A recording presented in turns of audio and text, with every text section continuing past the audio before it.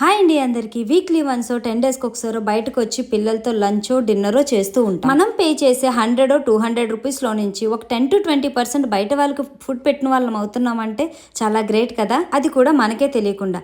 Hi అండి అందరికి, నేను మీ వైజాగ్ పిల్ల. ఈ రోజు అయితే నేను ఫుడ్ కోర్ట్కి అయితే వచ్చేసాను పిల్లలు తీసుకొని డిన్నర్కి. ఈ వీడియో అయితే ఎండ్ వరకు చూసేయండి, ఒక మంచి విషయాన్ని మీతో షేర్ చేసుకోబోతున్నాను. Hot and crispy fried chicken బండి దగ్గర అయితే ఆగామండి. పిల్లలు అయితే ఫుల్ ఎంజాయ్ చేశారు. సేమ్ KFC స్టైల్లో.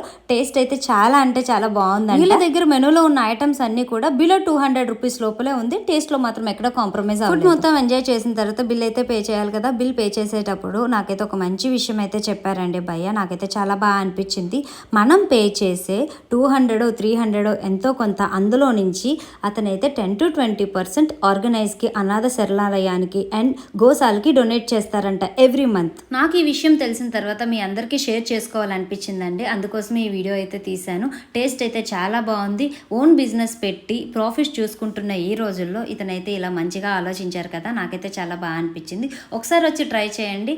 మనకే తెలియకుండా 10 మందికి అన్నం పెట్టిన వాళ్ళు. టేస్ట్ అయితే చాలా బాగుంది. నేను మీ వైజాగ్ పిల్ల.